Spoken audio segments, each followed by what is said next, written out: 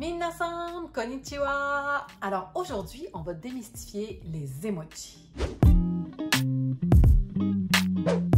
D'abord, un petit peu de japonais. Emoji.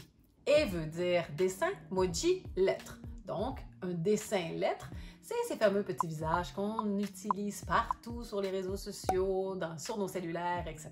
Avant que les emojis soient inventés au Japon, c'est pour ça qu'on utilise le mot en japonais, même en français, il y a eu les émoticônes, qu'on connaît très bien aussi. Ça, c'était particulièrement en Occident. Parce que les Japonais, eux, avaient plutôt des kao-moji. Et ils ont toujours des kao-moji.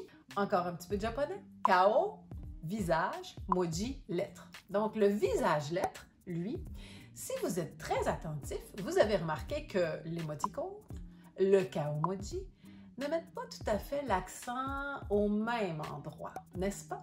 Alors, il y a des chercheurs qui se sont penchés en psychologie sur la lecture des émotions, des expressions, et se sont rendus compte que les Asiatiques en particulier lisaient beaucoup plus les émotions autour des yeux. Donc, on a beaucoup de muscles qui servent à exprimer nos émotions autour des yeux, alors que les Occidentaux lisent beaucoup plus l'émotion autour de la bouche. C'est pour ça que nos émoticônes, sont beaucoup plus axés autour de l'expression de la bouche, le sourire, la petite grimace, que les kao-moji qui vont faire varier davantage les yeux. C'est aussi pour ça qu'au Japon ou en Asie en général, on n'a pas trop de mal avec le masque, hein, parce qu'on lit l'émotion déjà autour des yeux. C'est très important de ne pas toujours dévoiler sa véritable expression pour les Japonais. Donc, de garder un visage neutre, de contrôler ses émotions. Et c'est peut-être pour ça qu'ils ont appris à lire l'émotion autour des yeux, parce que même, on ne peut pas autant camoufler, si on veut, qu'est-ce qu'on ressent pour vrai autour des yeux. Il y a toujours peut-être un petit signe qui va venir nous le dévoiler.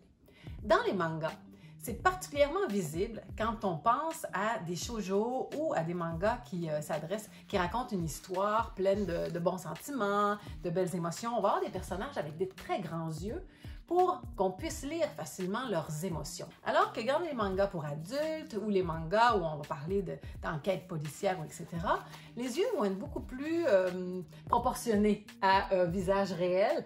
Donc, par exemple, dans Mushishi, vous allez avoir vraiment cette difficulté, si on veut, des yeux beaucoup plus petits à lire l'émotion. Si vous avez un personnage dans les dessins animés ou les mangas qui porte des verres fumés ou qui camoufle son visage sous une mèche de cheveux, c'est un signe qu'il n'est peut-être pas aussi fiable que vous le pensez ou qu'il a quelque chose à cacher. Voilà, j'espère que ça vous a aidé à comprendre un petit peu emoji, émoticône, kao-moji, pourquoi c'est aussi différent ici et au Japon et qu'on va importer plus de kao-moji dans nos discussions sur le web.